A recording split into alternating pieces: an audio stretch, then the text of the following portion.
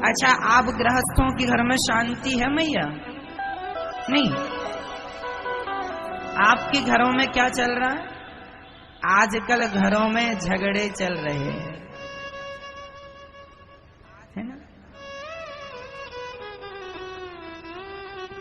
पति पत्नी का झगड़ा, देवरानी जिठानी का झगड़ा और सास बहू का झगड़ा।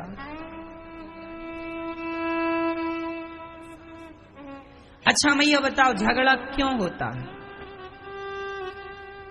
बताओ क्यों होता है? पति से, पत्नी से, सास से, जेठानी से या जमाने से झगड़ा क्यों होता है?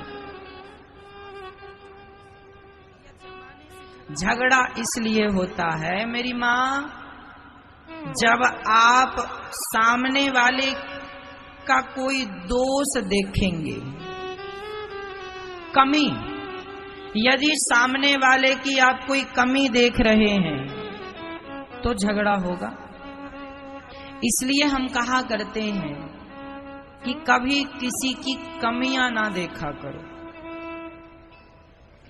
आपको लग रहा है कि ये व्यक्ति, बेटा बहू गलत रास्ता जा रहे हैं, उन्हें समझाओ, पर समझाओ भी एक बार, दो बार, तीन बार। ना समझें तो आप परेशान ना होइए, उसे अब आप नहीं सुधार सकते। आप लोग ना सामने वाले को समझाने में वो नहीं समझता तो आप परेशान होने लग जाते। अरे हमारी सुनता नहीं, बहू नहीं सुनती, बेटा नहीं सुनता। तुम अपना क्यों माथा खराब कर रहे हो? तुम अपनी खोपड़ी क्यों खराब कर रहे हो? जो जैसा है उसकी प्रकृति को नहीं बदला जा सकता। बताओ, नीम में कोई शहद लगाए तो क्या नीम में शहद लगाने से वो मीठी हो जाएगी? क्या नीम को शहद से बदला जा सकता है? उसकी कड़वाहट खत्म की जा सकती है? मैया, परमात्मा ने जिसे जैसा बनाया है उसे तुम नहीं बदल सकते, उसे हम नहीं बदल सकते। इसलिए वो जैसा है, वो जैसी है, उसे वैसे रहने दो और आप अपना मन वहां से हटाकर भगवान में लगा दो। यही कल्याण का साधन है। आप परेशान बिल्कुल ना होइए, चिंता ना कीजिए। आपके वश में कुछ नहीं है, आपके हाथों में कुछ नहीं है। यदि होता तो आप कर लेते। क्या बबूल के स्वभाव को बदला जा सकता है?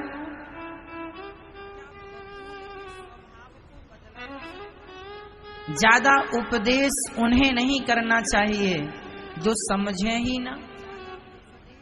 एक बार चिड़िया ने एक बंदर को उपदेश किया था, आप सब जानते हैं। एक चिड़िया थी,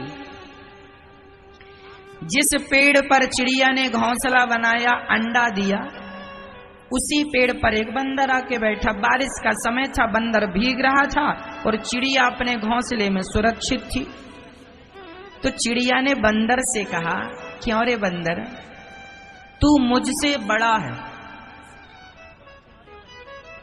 मैं देख तुझसे छोटी होकर, चिड़िया होकर मैंने अपने लिए कितना बढ़िया घोंसला बनाया है, और तू अपने लिए एक छोटा सा घर क्यों नहीं बना लेता? बरसात में भीगता रहता, क्यों नहीं अपने लिए घर बना के रहने लग जाता? जब चिड़िया ने बंदर से कहा कि तू घर क्यों नहीं बनाता, तो चिड़िया ने तो अच्छा कहा ना, लेकिन बंदर को बुरा, ए चिड़िया मुझे उपदेश कर रही। अच्छा, दौड़ के गया और चिड़िया का घोंसला पकड़ के उसने तोड़ दिया और फेंक दिया। ले, बड़ा उपदेश कर रही है। तो ये बताओ, बंदरों को उपदेश देने से होगा क्या? यदि आप गलत व्यक्ति को उपदेश देने लग गए तो वो तुम्हें नुकसान ही पहुंचाएगा। इसलिए शास्त्र कहते हैं कि समझाओ उन्हें जो समझे, ज्ञान उन्हें दो जो ज्ञान लेने के अधिकारी हों, पढ़ाओ उन्हें जो पढ़ने के अधिकारी हैं। जो आपके ज्ञान के अधिकारी ही नहीं है, उन्हें आप क्या ज्ञान देंगे? इसलिए मैया, तुम अपने बेटे और तुम अपनी बहू को ज्यादा ज्ञान ना दिया करो, जितना देना था सो दे दिया। समझना होता तो समझदार के लिए इशारा काफी होता है, समझदार के लिए इशारा काफी होता है। और ना समझने वाले को आप समझा तो रहे हैं मन लगा के, क्या परिणाम निकला है? इसलिए मैया, ज्यादा माथा पच्ची ना करो। चिड़िया ने बंदर को उपदेश दिया था, क्या परिणाम हुआ? तुम अपने बेटा बहू को ज्यादा उपदेश ना दो, उनसे अपना मन हटा लो। उन्हें जैसा करना है अब वो करेंगे, बड़े हो गए हैं, समझदार हो गए हैं। तुमने समझाना था, 2 बार समझा दिया, रास्ता बता दिया, नहीं सुन रहे हैं, नहीं समझ रहे हैं। तुम अपना मन भगवान में लगाओ, जिससे तुम्हारा कल्याण होना है। यहाँ मन लगा रहेगा और यहाँ मन लगाए लगाए तुम मर गई मैया, तो तुम्हारी दुर्गति होगी मरने के बाद। इसलिए मरने के पहले अपने मन को सब जगह से हटाकर भगवान के श्री चरणों में लगा दो, यही समझदारी है। नहीं तो फिर बाद में दोष ना देना।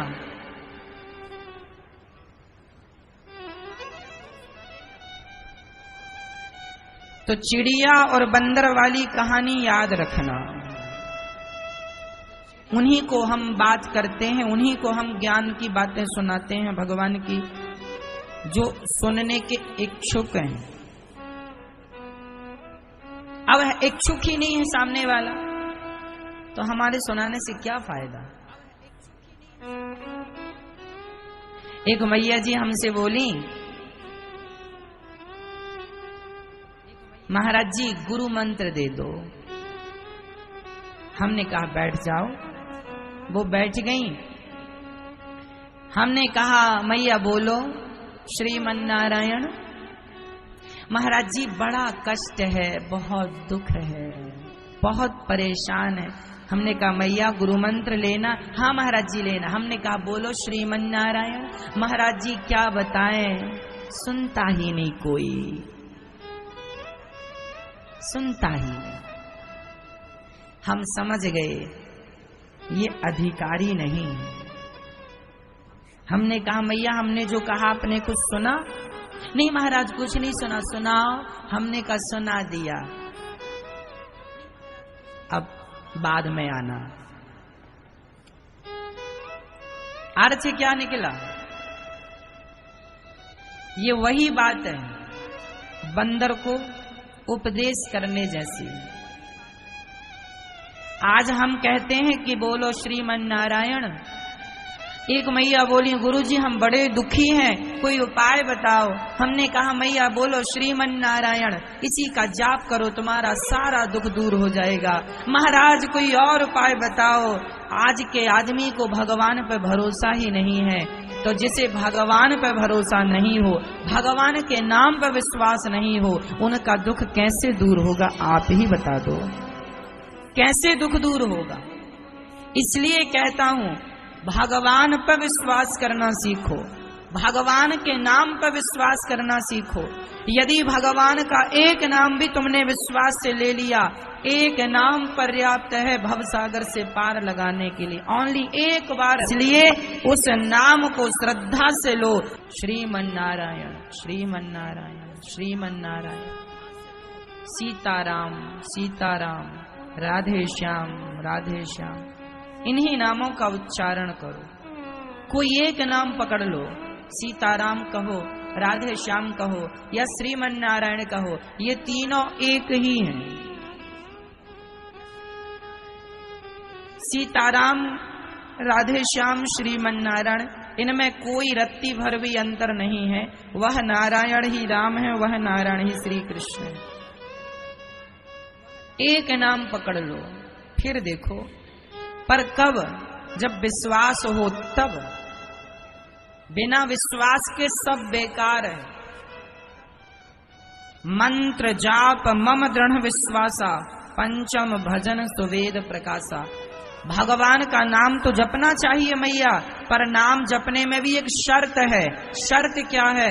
नाम तो जपो पर दृढ़ विश्वास के साथ नाम जपो, ये शर्त है। विश्वास नहीं, विश्वास मतलब तो विश्वास टूट सकता है, इसलिए यहां है दृढ़ विश्वास। कौन सा विश्वास? दृढ़ विश्वास। जो विश्वास कभी टूटे ना, उस विश्वास का नाम दृढ़ विश्वास। इसलिए भगवान का नाम विश्वास से नहीं, दृढ़ विश्वास। मंत्र जाप मम दृढ़ विश्वास, पंचम भजन सुवेद प्रकाश। इसलिए मैया आप भी काम करते हुए नाम जपना। क्या जपेंगे मेरी माँ? बोलो श्रीमन्नारायण, श्रीमन्नारायण, जय श्रीमन्नारायण। जोर से बोलो मैया, जय श्रीमन्नारायण, जय श्रीमन्नारायण, जय श्रीमन्नारायण। इसी का उच्चारण किया करो और बार बार कहा करो, हे नाथ मैं आपको कभी भूलू नहीं, हे नाथ मैं आपको कभी, हे नाथ मैं आपको कभी भूलू नहीं। श्री शिवाय नमस्तुभ्यम। वीडियो अच्छा लगे तो लाइक और सब्सक्राइब कीजिए।